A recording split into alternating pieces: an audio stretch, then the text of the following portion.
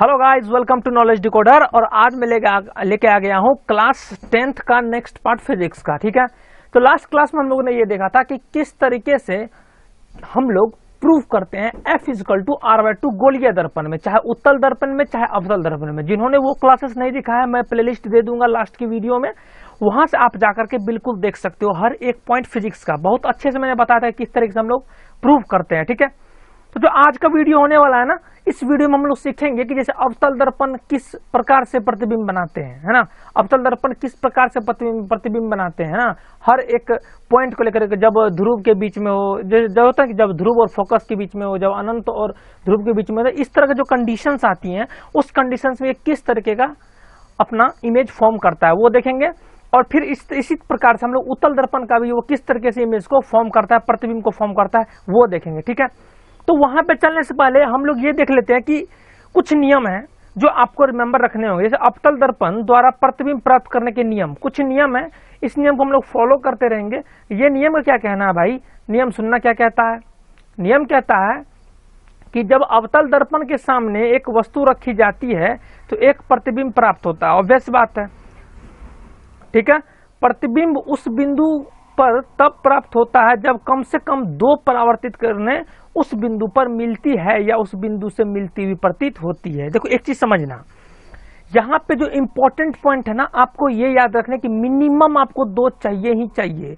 अगर आपको इमेज बनाना है ना, तो आपको मिनिमम आपको कम से कम दो किरणें का कट तो चाहिए ही चाहिए। मैक्सिमम कट करे कोई दिक्कत नहीं है, लेकिन जब भी इमेज बनाना तो दो कट आपको चाहिए चाहिए। अगर दो कट करता है तो जिस बिंदु पे वो कट करता है वहां पे हमारा प्रतिबिंब बनता है। तो सबसे पहला पॉइंट आपको याद रखना कि मिनिमम हम लोग को दो परावर्तित किरण चाहिए ही चाहिए किसी बिंदु पे हम लोग को इमेज बनाने के लिए। ठीक है, इस प्रकार उन दोनों किरणों का उपयोग करके प्रतिबिंब का पता लगाया जाता है। जैसे मैं बताया, जो प्रतिबिंब प्राप्त करने का नियम कहलाता है। यही नियम है जो हम लोग दो परावर्तित किरण को यूज करके करेंगे। ठीक है, तो सबसे पहले देखो रूल नंबर 1 पढ़ते हैं। देखो क्या बोलता है रूल नंबर 1। रूल नंबर 1 का कहना है, अवतल दर्पण के प्रधान अक्ष के समांतर आती प्रकाश की किरणें परावर्तन के बाद फोकस F से होकर गुजरती है। ठीक है, इनका कहना यह है कि यह है अपना M और M', यह है अपना अवतल दर्पण। ठीक है, समझ में आ रहा है, ये अपना था अवतल दर्पण। ठीक है, तो M और M' की बात कर रहे थे हम लोग। ठीक है, तो क्या कह रहा है कि अवतल दर्पण के प्रधान अक्ष के समांतर, इनका कहना यह है कि ये अपना प्रधान अक्ष है, ये अपना जो PX लाइन है ये वाला, ये अपना प्रधान अक्ष है। कह रहा है कि इसके समांतर कोई भी आपतित किरण जो आएगी, वो जो टकरा कर लौटेगी, वो गारंटेड है कि फोकस से टकरा होकर जाएगी। समझ में आ गया। कहना यह है नियम 1 का कि अगर कोई भी आपतित किरणें प्रधान अक्ष के समांतर आएगी तो वो गारंटेड जो है फोकस से होकर गुजरेगी। ये अपना नियम नंबर 1 है, जो वहां लिखा भी है। आपतित किरण AB, ठीक है, दर्पण MM' के प्रधान अक्ष XP के समांतर आकर, ऑब्वियस सी बात है XP उसके समांतर आकर परावर्तन के बाद फोकस F से होकर BY दिशा में जाती है। समझ में आ गया। ठीक है, ये था अपना रूल नंबर 1। ठीक है, रूल नंबर 2 क्या हो सकता है, जैसे इसी का उल्टा, अगर मान लो रूल नंबर 2 में इसी बोल, इसका उल्टा बोल लो कि अगर कोई भी जो वस्तु है, जैसे कोई भी किरण आपतित किरण है, अगर फोकस से होकर गुजर जाएगी तो वो जो लौटेगी, जो परावर्तित किरण होगी, वो आपका प्रधान अक्ष के समांतर निकल के जाएगी। वो हम लोग रूल नंबर 3 में पढ़ेंगे। अब तक रूल नंबर 2 पढ़ लो आप। रूल नंबर 2 में क्या कहना है कि अवतल दर्पण के वक्रता केंद्र से होकर जाने वाली प्रकाश की किरण पुनः परावर्तित होकर उसी दिशा में लौट जाती है। इन भैया का क्या कहना है कि ये M है, हम M' है। ठीक है, ये अपना परावर्तक सतह था, ये द्वारक इसको बोलते हो ना। ठीक है, तो इनका कहना है कि जब किसी वस्तु से मान लो किरण निकल के अगर वक्रता केंद्र से होकर निकल गई और यहाँ पे टकरा गई, तो इनका कहना है ना कि ये कहीं और नहीं जाने वाली, यहाँ टकराएगी और इसी डायरेक्शन में इसी लाइन से होते हुए लौट जाएगी। ये इसका दूसरा नियम है। पहला नियम क्या था, पहला नियम था कि अगर किसी भी प्रधान अक्ष के पैरेलल या समांतर अगर रेखा आएगी तो परावर्तित किरण जो है वो फोकस होकर निकल जाएगी। दूसरा बंदे ने पॉइंट ये बोला, दूसरा नियम ने ये बोला कि भैया अगर कोई भी आपतित किरण वक्रता केंद्र से होकर के निकल के गई तो जो टकरा करके परावर्तित किरण लौटेगी वो सेम इसी डायरेक्शन में लौट जाएगी। ठीक है, मैं 100% श्योर हो गया ये बात। ठीक है, वही चीज अब लिखा होगा हिंदी में। क्या लिखा है कि प्रकाश की किरणें, यहां से ले लो, थोड़ा सा ले लेता हूं कलर, अच्छा लगेगा। प्रकाश की किरणें AD, ठीक है, दर्पण है ना, ये वाला एडी है, दर्पण के वक्रता केंद्र सी से गुजरती है, बिंदु डी से परावर्तित होकर पुनः डीए के रूप में लौट जाती है। हम क्या बोले कि अगर वक्रता केंद्र आ रही है किरण ना, तो वो परावर्त यहां से टकरा करके जो परावर्तित किरण होगी सेम इसी डायरेक्शन में, इसी लाइन में क्या हो जाएगी, ये रिफ्लेक्ट हो जाएगी। ठीक है, तो अपना नियम नंबर 2 हो गया। चलो नियम नंबर 3 पढ़ लेते हैं। तो जो नियम नंबर 3 पढ़े थे वही है, नियम नंबर कुछ 3 कुछ नहीं है भैया, वही है। नियम नंबर 3 बोलता है कि अवतल दर्पण के फोकस से होकर गुजरने वाली प्रकाश की किरण परावर्तन के बाद प्रधान अक्ष के समांतर हो जाती हैं। वही बोले थे, जैसे मैं बोला था कि जैसे अगर प्रधान अक्ष के पैरेलल जो किरण आती थी वो हमारा फोकस से होकर गुजरती थी, तो बताए थे जस्ट उसका उल्टा है। अब इनका कहना क्या है कि अगर कोई भी वस्तु से जो आपतित किरण होगी वो अगर फोकस से होकर गुजर के यहाँ पे टकराएगी, जो परावर्तित किरण होगी वो जस्ट आपके प्रधान अक्ष के पैरेलल होकर के निकल जाएगी। जो मैंने नियम नंबर रूल 1 पढ़े था, इसी का क्या था, वो उल्टा। ठीक है, तो वी हैव स्टडीड 3 मेथड, 3 नियम हम लोग पढ़े हैं, 3 नियम। ये 3 नियम जो है, 3 रूल है अपना, ये 3 रूल आपको बहुत हेल्प करेगी आपको प्रतिबिंब बनाने में। यही 3 रूल हम लोग यूज करेंगे और एक्स्ट्रा रूल करने यूज नहीं करने जा रहे हैं। चलो अब देखो ध्यान से, अब हम लोग क्या है कि अवतल दर्पण द्वारा विभिन्न प्रकार के प्रतिबिंब का निर्माण। अब मेन टॉपिक पे आ गए, वो बेसिक्स था, क्योंकि आपको जब तक नियम नहीं पता रहेगा तब तक आप इमेज को फॉर्म नहीं कर पाओगे। तो अब सबसे पहले हम लोग देखने जा रहे हैं अवतल दर्पण में किस किस प्रकार का इमेज बनेगा जब हम लोग वस्तु को डिफरेंट लोकेशंस पे रखेंगे। ठीक है, तो इनका क्या कहना है कि अवतल दर्पण द्वारा बने प्रतिबिंब की स्थिति उस दर्पण के सामने रखी वस्तु की स्थिति पर निर्भर करती है। ऑब्वियस बात है, दर्पण से भिन्न भिन्न स्थानों पर वस्तु को रखने से ही विभिन्न प्रकार के प्रतिबिंब प्राप्त होते हैं। जब वस्तु को निम्न 6 स्थानों पर रखा जाता है, जैसे मान के बताओ ये अपना अवतल दर्पण तो समझ में आ रहा था, ये MM' था। ठीक है, ये अपना ध्रुव, ये अपना फोकस, ये अपना क्या है सेंटर केंद्र, ये इधर जब जिधर भी जाओगे ये क्या हो जाएगा, अनंत, इन्फिनिटी। ठीक है, तो आप बताओ कि आप कहाँ कहाँ रख सकते हो। आप थोड़ा सा कंसेप्चुअल बताना कि आप कहाँ कहाँ रख सकते हो। या तो आप P और F के बीच में रख सकते हो, या तो फिर F पे रख सकते हो, या तो F और C के बीच में रख सकते हो, या तो C पे रख सकते हो, या तो C और अनंत के बीच में रख सकते हो, या तो अनंत पे रख सकते हो। अब देखना यही 6 लिखा रहेगा।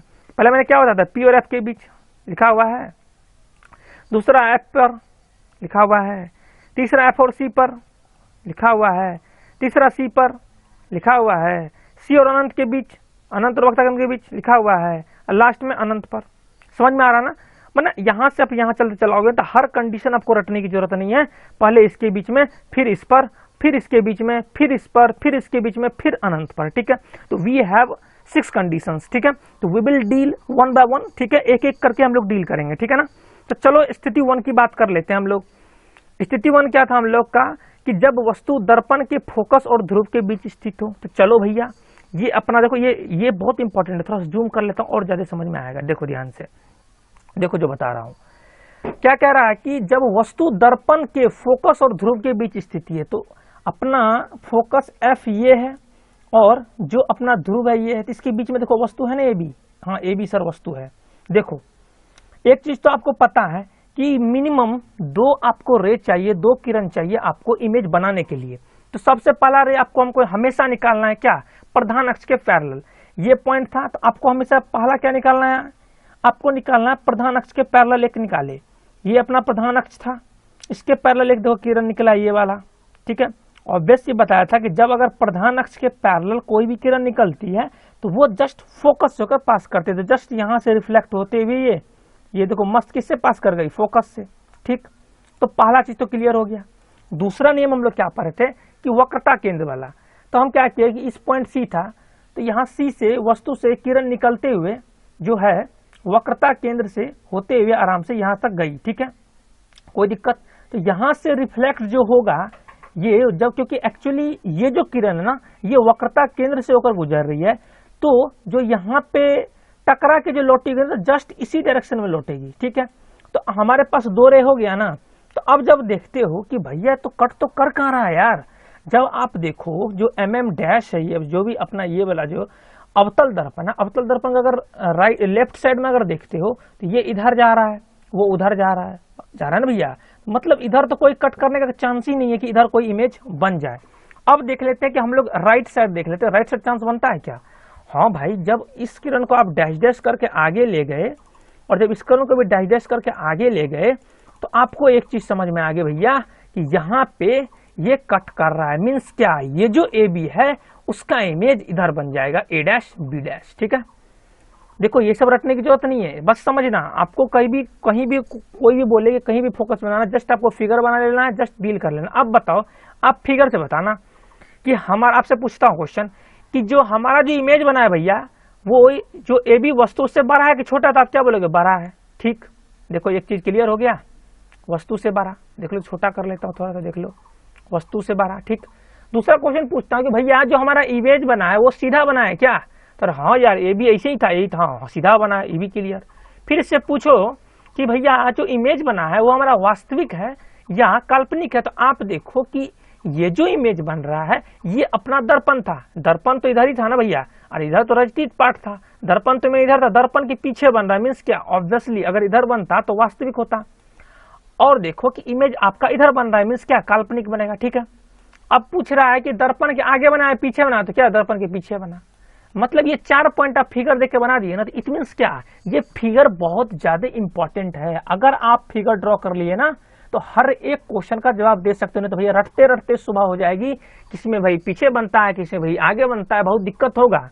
समझ में आ रहा ना, फिगर भाई कितना में, हमको लगता है ना आपको ज्यादा से ज्यादा 30 to 50 सेकंड लगेगा आपको फिगर बनाने में। जस्ट आपको क्या करना, टच कर देगा भैया इधर दर्पण के पीछे बना, हर एक पॉइंट आप लिख दोगे, ये जितना पॉइंट मैंने यहाँ पे बताया है फिगर देख करके। ठीक है, तो चलो ये चीज तो क्लियर हो गई, पहला पॉइंट हम लोग का क्लियर हो गया है। ठीक है, अब देखते हैं केस 2।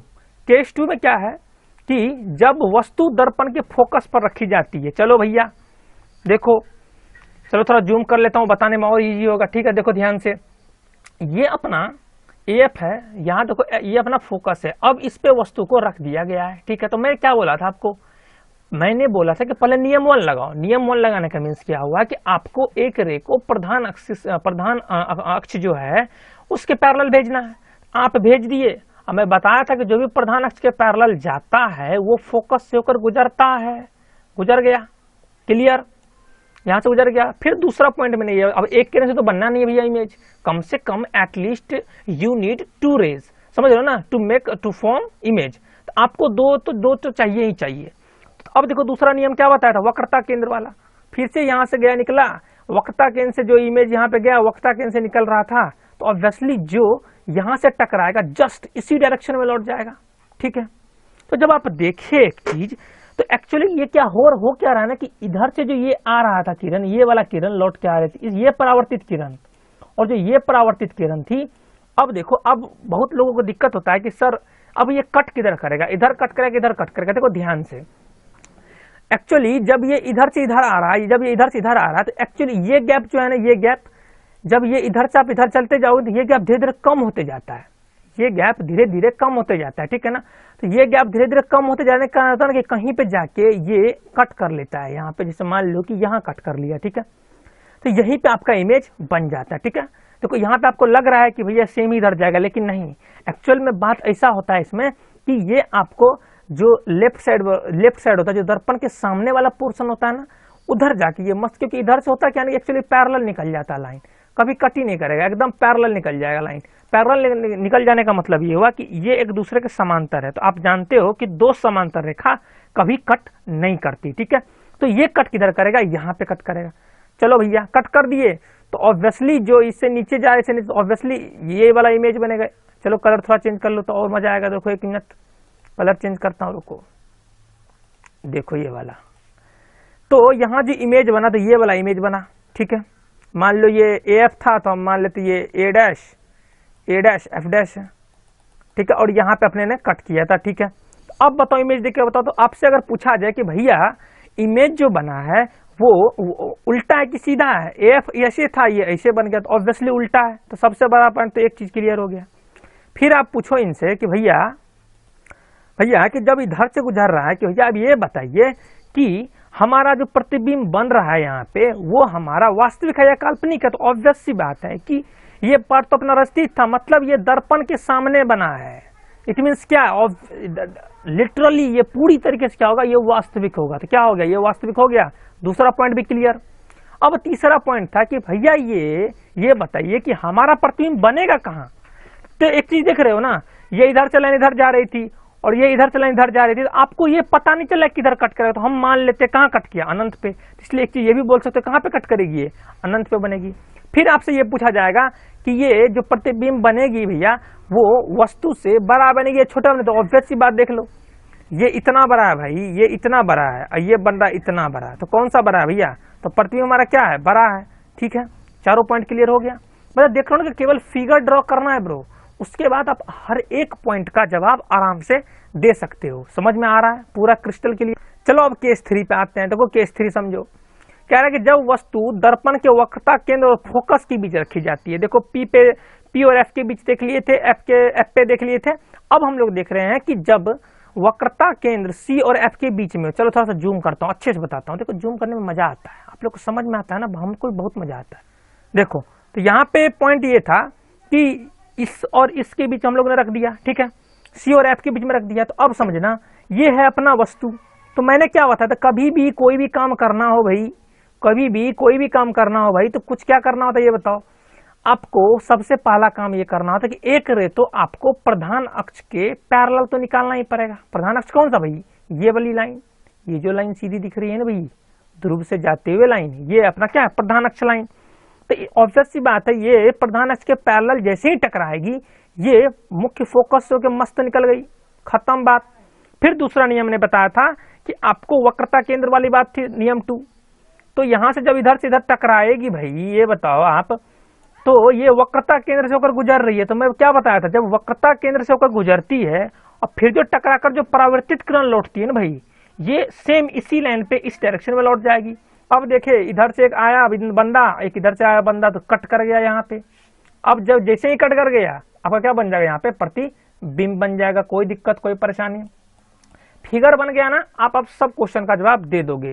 बोले सर कैसे जवाब दे, सर आप ये बताइए। देखो कैसे दे दो, देखो अब कैसे दे दोगे।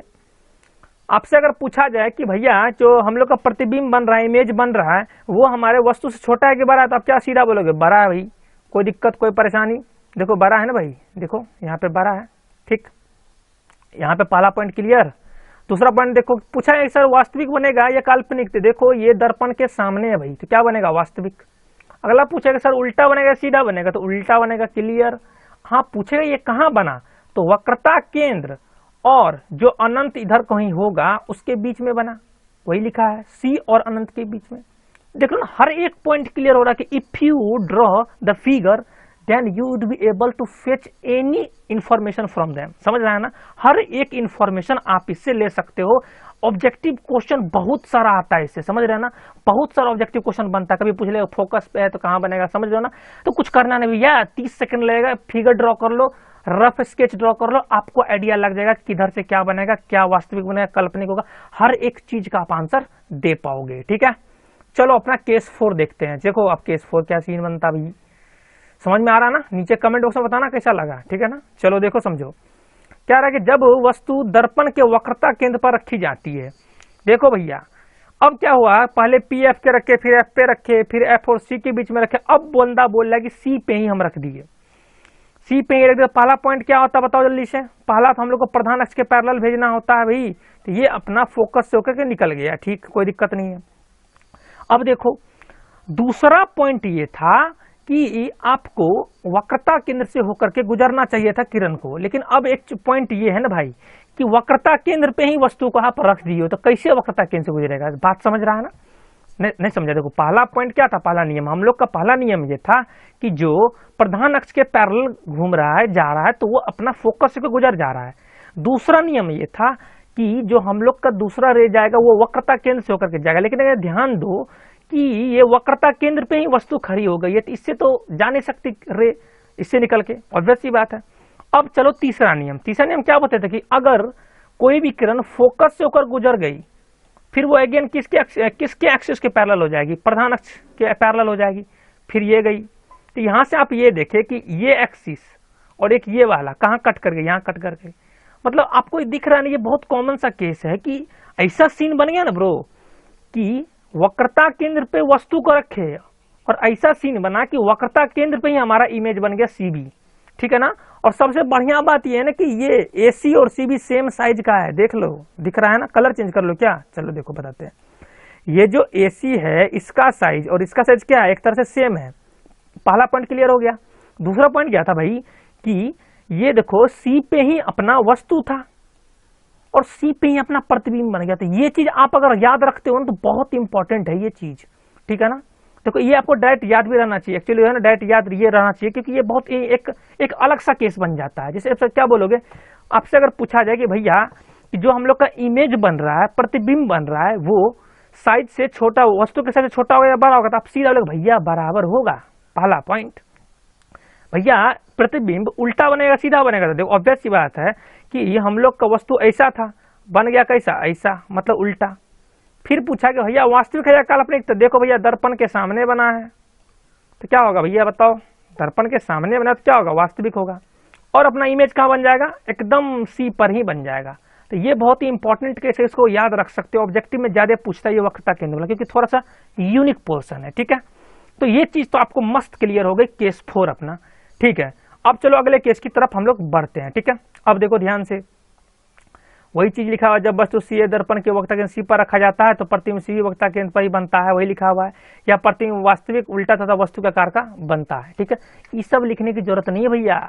अगर आप ये फिगर ड्रॉ कर दिए ना तो ये चीज एकदम से ना पैर से टिक करके आओगे, पैर से लिख दोगे, क्योंकि भाई दिख रहा है ना। एक्चुअली देखो हम लोग अगर रखते हैं ना तो यार बहुत कंफ्यूजन होती है। अब आपको यहाँ पे हर चीज दिख रहा है कि क्या उल्टा है, क्या वास्तविक है, कौन बड़ा है, कौन छोटा है। Each and everything is visible here, समझ रहे हो ना। तो हर चीज आप देख सकते हो यहाँ से, और हर एक पॉइंट आप अच्छे से डिस्कस कर सकते हो, ठीक है। तो चलो चलते हैं अगला नेक्स्ट पॉइंट पे, देखते हैं जो केस अपना 5 है, ठीक है। देखो केस 5 क्या बोलता है भैया कि जब वस्तु अनंत और दर्पण के वक्ता के बीच रखा जाए। अब C पे रखा गया था, अब कह रहा है ना कि इधर कुछ इन्फिनिटी है, अब इसके बीच में रख दिया हम B पॉइंट पे, दिख रहा है ना, तो जरा जूम कर लूं, चलो ठीक है, दिख रहा है, कोई दिक्कत नहीं है। अब देखो तो पहला पॉइंट मैंने क्या बताया था, कोई भी वस्तु तो पहले नियम 1 लगाओ। नियम 1 क्या था, पहले पैरेलल भेजो, पैरेलल भेजे तो बताया था फोकस से गुजर गया। दूसरा पॉइंट था कि वक्ता केंद्र से भेजो, वक्ता केंद्र से भेजे, इसी से रिपीट होकर इधर से ही निकल गया, तो फाइनली वो कहाँ कट कर गया, ये इधर से इधर गया और ये बंदा परावर्तित किया इधर से इधर गया, तो ये यहाँ पे कट किया। बस यहाँ पे क्या हो जाएगा, आपका इमेज बन जाएगा। चलो कलर चेंज कर लेता हूँ, देखो तो हमारा ये वाला इमेज बन गया इस पॉइंट पे। अब आपको चेक करना है कि भैया आप बता दो, अब आपसे पूछेगा कि इमेज रियल है या क्या है, तो आप देखोगे कि दर्पण के सामने है भाई, तो क्या बोलेगा, रियल है, वास्तविक है। पूछेगा कि इमेज क्या भैया, उल्टा या सीधा है, देखो ये ऐसे ही इमेज था, सॉरी वस्तु था, तो इमेज कैसे बना, ऐसे, तो उल्टा है, ठीक है। फिर आपसे पूछेगा ये वस्तु से बड़ा है या छोटा, तो ऑब्वियस सी बात है क्या है, छोटा है, ये इतना बड़ा था भाई, ये इतना ही बड़ा है, ठीक है। तो आपका पूरा का पूरा केस क्लियर हो गया। और ये भी पूछ सकता है कि ये बनेगा कहां प्रतिबिंब, आप देखो सीधा दिख रहा है ना, ये C और F के बीच में अपना मस्त प्रतिबिंब बनेगा। क्लियर, देख लो ना कि एक फिगर ड्रॉ करने से आप हर पॉइंट को क्लियर कर ले जा रहे हो, ठीक है। चलो मजा आ रहा है ना, तो बताना कमेंट बॉक्स से कितना मजा आया, ठीक है ना, ठीक है। चलो अब देखो केस 6 देखते हैं भाई। केस 6 में क्या था कि जब वस्तु अब अनंत पर स्थित हो, अब यहां से चलते हुए अब अनंत पे रख दिए। मान लो कि इधर कहीं वस्तु है, इसका एग्जांपल बताता हूं, देखो ये ऐसे है ना, अब इधर कहीं नहीं है, इधर कहीं वस्तु, इधर कहीं रखा हुआ वस्तु इन्फिनिटी पे, मान लो, ठीक है, ऐसे रखा हुआ है, ठीक है। तो देखना एक चीज जानते हो भाई कि जब आप इन्फिनिटी पे वस्तु रखते हो तो एक चीज आप याद रखना कि यहां से कोई भी सब किरण जो यहां से जितने यहाँ पे जो वस्तु रखेंगे इन्फिनिटी पे, यहां से सब किरण जो है ना, जितने भी किरण आएंगी वो आपका प्रधान अक्ष के पैरेलल ही आएगी। ये चीज याद रखिए, पहला पॉइंट वही चीज लिखा है, अनंत पर वस्तु के स्थित होने के कारण वस्तु से आने वाली सभी किरणें परस्पर समांतर होती हैं। This is the concept. आपको ये कंसेप्ट याद रखना कि अगर कोई भी वस्तु को आप इन्फिनिटी पर रख दो, अनंत पे रख दो, तो यहां से जितनी भी किरणें निकल के आती है ना, वो होती है पैरेलल टू द प्रधान axis, parallel to the principal axis. ये जो प्रिंसिपल एक्सिस ये है, इसी के सब पैरेलल होगा। देखो इन्फिनिटी पे वस्तु रखा, देखिए किरण इधर से आई, तो मतलब क्या, प्रधान एक्सिस के पैरेलल आई तो कहां बनेगा, ऑब्वियस सी बात है कि हम बताए थे कि जब प्रधान एक्सिस के पैरेलल आती है तो मस्त यहाँ पे ये फोकस से होकर जाती है। इधर से गई गया परावर्तित किरण और इधर से भी एक परावर्तित किरण गया, दोनों कट किया है, फोकस पे कहां बन गया क्या, आपका इमेज। एक चीज समझ में आ रहा है, ठीक है। तो आपको यहाँ पे क्या बन गया, फोकस पे मस्त इमेज बन जाएगा। मतलब अनंत पे वस्तु को रखे हो, अब फोकस पे हमारा ये मस्त इमेज बन गया, ठीक है। अब यह प्रतिबिंब क्या होगा बताओ, ये एक पॉइंट, ये चीज देखो कि ये वाला पॉइंट क्या है, दर्पण के सामने है ये फोकस, तब यहाँ तो प्रतिबिंब बन रहा है ना भैया। ये क्या है, दर्पण के, चलो कलर चेंज करता हूँ, दर्पण के क्या है, सामने है। ये जो वाला पॉइंट है ये क्या है, दर्पण के सामने है ना भाई। दर्पण के सामने क्या बनता है, वास्तविक, ठीक है। उल्टा, उल्टा बनता है, ठीक है, समझ में आ रहा है, उल्टा बनेगा। और वस्तु से बहुत छोटा, नहीं समझ रहे हो, देखो मान लो कि इन्फिनिटी भी इतना बड़ा वस्तु हुआ है, ठीक है। अब एक चीज देख लो कि एक पॉइंट पे बन रहा है, एक पॉइंट कंसीडर हो रहा है, ठीक है ना। एक्चुअली इसी प्रिंसिपल एक्सिस पे ये जाके कट हो जा रहा है, मीन्स क्या है कि बहुत छोटा, एक बहुत छोटा बन जाता है, इसलिए लिखा देखो ना, बहुत छोटा बनता है, एक पॉइंट की तरह बनता है, ठीक है। मतलब फिगर बना लो, हर पॉइंट एक हमारा क्लियर हो जाता है, ठीक है। ये चीज जो हम लोग का क्लियर हो गया। तो अपन लोग अवतल दर्पण का 6 केस पर लिए, ये बहुत ज्यादा इंपॉर्टेंट है। अवतल दर्पण वाला, उत्तल दर्पण तो कोई केस ही नहीं है, उसमें तो देखना कि 2 मिनट में खत्म हो जाएगा। यही मेन था अवतल दर्पण का वाला केस, ठीक है। जैसे केस 1, केस 2, केस 3, सब 5, 6 तक जो केस था ना, ये सबसे ज्यादा इंपॉर्टेंट था, ठीक है। अब देखो कि उत्तल दर्पण से हम लोग कैसे प्रतिबिंब को प्राप्त करते हैं, प्रतिबिंब का निर्माण कैसे करते हैं, ठीक है। अब ये चीज देखो, इसमें ज्यादा टेंशन लेने की बात नहीं है। इसमें एक चीज आप रिमेंबर रख सकते हो कि ये जो उत्तल दर्पण होता है ना, उत्तल दर्पण हमेशा हमेशा काल्पनिक प्रतिबिंब बनाता है, बस ये याद रखो। उत्तल दर्पण जो होता है, ये बहुत इंपॉर्टेंट क्वेश्चन है भाई, ये ऑब्जेक्टिव में बहुत पूछा जाता है, इसलिए बोलता हूँ याद रख लो। उत्तल दर्पण में हमेशा हमेशा क्या बनता है, काल्पनिक प्रतिबिंब बनता है, ठीक है। ये चीज तो श्योर हो गया है, ठीक है। और क्या सीन बनता है, देखो ये आपको क्या होता है ना, यह प्रतिबिंब सीधा होता है, काल्पनिक होता है तो ऑब्वियसली काल्पनिक सीधा ही माना जाता है भाई, सीधा ही होता है काल्पनिक, ठीक है ना, समझ में आ रहा है, सीधा होता है तथा वस्तु से छोटा ही बनता है। अगर यहाँ पे ये केस याद रख लो ना तो कोई दिक्कत ही नहीं, इतना ही केस होता है, इसमें कोई फालतू केस होता ही नहीं है।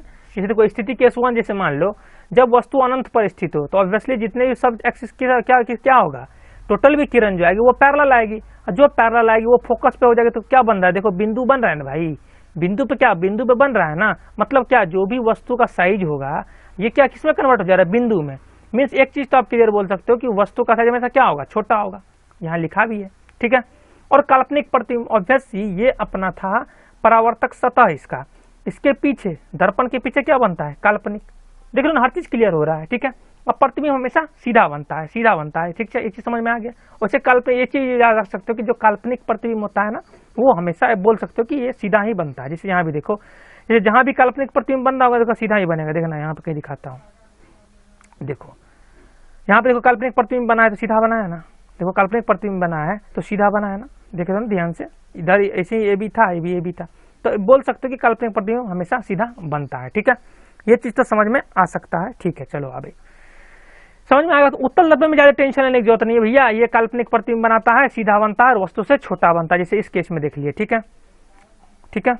वही चीज यहाँ पे लिखा हुआ है हिंदी में भैया, अनंत पर स्थित वस्तु से आने वाली आपतित प्रकाश की किरणें प्रधान अक्ष के समांतर होती है, परावर्तन के बाद सभी किरणें दर्पण फोकस एफ से अपसृत होती है, मालूम पड़ती है, अतः वस्तु का प्रतिबिंब एफ पर बनता है, जैसा कि मैंने आपको बताया, ठीक। यह प्रतिबिंब काल्पनिक, सीधा तथा वस्तु से छोटा बनता है, ठीक है। इसे मान लिया एक और किस बंदे ने लिया, ठीक है, कह रहा है कि जब वस्तु अनंत और ध्रुव के बीच स्थित हो, जब वस्तु अनंत और ध्रुव के बीच स्थित हो, तो अब अनंत क्या है, इधर कहीं इन्फिनिटी होगा, ये अपना ध्रुव है, इसके बीच में ये है, ठीक है, समझ में आ रहा ना। तो जब वस्तु अनंत और ध्रुव के बीच स्थित है, तो स्थित है मान लो ए भी, तो फिर से जो है अपने लोग का रूल है वही रूल लगाओ, पहला प्रधान अक्ष के पैरेलल गया, मस्त, ये इधर से गया तो फोकस एक तरह से देखो डाइजेस्ट करके फोकस पे भी आ रहा है, कोई दिक्कत। फिर जो वक्ता केंद्र से होते हुए गुजरा इसी डायरेक्शन में लौट गया, फिर यहाँ भी देखो ये सी पे आ रहा है, मतलब यहाँ पे पॉइंट को कट कर रहा है, जितने भी परावर्तित किरणें थी यहाँ पे कट कर रहा है, मतलब क्या कि ये इसके पीछे कट कर रहा है, आईने के पीछे। तो ऑब्वियसली जब मिरर के पीछे कट करेगा तो मैं आपको क्या बताता, काल्पनिक बनेगा। और ध्यान से देखो, ये ए बी था, ए बी पोर्शन का सीधा था, ये भी क्या ए डैश बी डैश भी क्या है अपना सीधा है, मतलब क्या कि काल्पनिक प्रतिबिंब तो बन ही रहा है और सीधा बनता है। मैं आपको क्या बताता, काल्पनिक प्रतिबिंब हमेशा सीधा बनता है, वही चीज लिखा हुआ है, देखो काल्पनिक बनेगा, सीधा बनेगा तथा वस्तु से छोटा बनेगा। देखो ना, इतना बड़ा वस्तु था, कलर चेंज करके बताऊं, देखो कलर चेंज करके देख लो थोड़ा सा और क्लियर हो जाएगा। यहाँ पे देखो वस्तु था इतना बड़ा, अपना इतना बड़ा, यहाँ से लेकर यहाँ तक, अब बना कितना है, इतना बड़ा, समझ में आ रहा ना, तो क्या कितना दिक्कत है। तो मतलब ये चीज अगर याद रखोगे, ये अपना हर केस में होता है कि उत्तल दर्पण हमेशा काल्पनिक प्रतिबिंब बनाता है, सीधा बनाता है और वस्तु से छोटा बनाता है। This things you have to remember. इससे ज्यादा उत्तल दर्पण के लिए आपको टेंशन लेने की जरूरत नहीं है। होप करता हूं कि आपको बहुत ही अच्छे से समझ में आया होगा। नीचे कमेंट बॉक्स में बताओ यार कैसा लगा, यार कमेंट करते हो ना यार, मोटिवेट होता हूं और लगता है कि और बच्चे की हेल्प करनी चाहिए, ठीक है ना। और यार बच्चे को लाओ, शेयर करो, लाइक सब्सक्राइब जरूर करना चाहिए चैनल को, जिससे डायरेक्ट वीडियो आपके पास पहुंच जाए। और जितना बंदे को ला पाओ ना, 10th का जितना Bihar board, UP board, CBSE का बंदा ना, सबको लाओ, ठीक है ना। ठीक है, चलो ओके, थैंक यू। नीचे टेलीग्राम का लिंक वो भी ज्वाइन कर लेना, क्योंकि मैं वहां पे नोट्स, ये जो नोट्स पढ़ाया हूं ना, ये नोट्स मैं वहां पे प्रोवाइड कर देता हूं। चलो ओके, बाय।